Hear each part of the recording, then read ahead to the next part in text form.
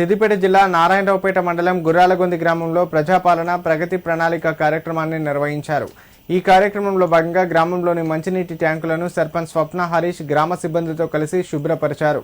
ఈ సందర్భంగా వారు మాట్లాడుతూ గ్రామ ప్రజలందరికీ శుద్ధమైన మంచినీరు అందించాలనే ఉద్దేశంతో ఈ కార్యక్రమాన్ని చేపట్టినట్లు తెలిపారు. గ్రామ ప్రజలు మంచినీటిని వృధా చేయవద్దని కోరారు. నల్లా నీళ్లు వచ్చినప్పుడు వాటిని పట్టుకున్న తర్వాత నల్లాలకు యథావిధిగా మూతలు బిగించాలని సూచించారు.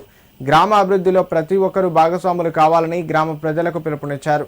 ఈ కార్యక్రమంలో పంచాయతీ కార్యదర్శి అర్ణశ్రీ, కారోబారి ఆంజనేయులు, బీఆర్ఎస్ పార్టీ యువ నాయకులు రాజు, గ్రామ సిబ్బంది పాల్గొన్నారు. ప్రజాపాలన ప్రగతి ప్రణాళికలో భాగంగా 5వ రోజు OHSR ట్యాంకులు శుభ్రం చేయడం జరిగింది. గవర్నమెంట్ ప్రవేశపెట్టినటువంటి ఈ కార్యక్రమంలో రోజుకొక కార్యక్రమం నిర్వహిస్తూ ఉన్నాము.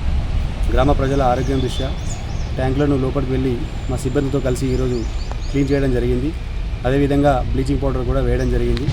మున్ముందు గ్రామంలో ప్రతి కాలనీ మరియు ప్రతి ట్యాంకులు అన్నీ కూడా శుభ్రం చేసి ప్రజలకు ఆరోగ్యం బాగుండేలా చర్యలు చేపడతామని తెలియజేస్తా ఉన్నాం.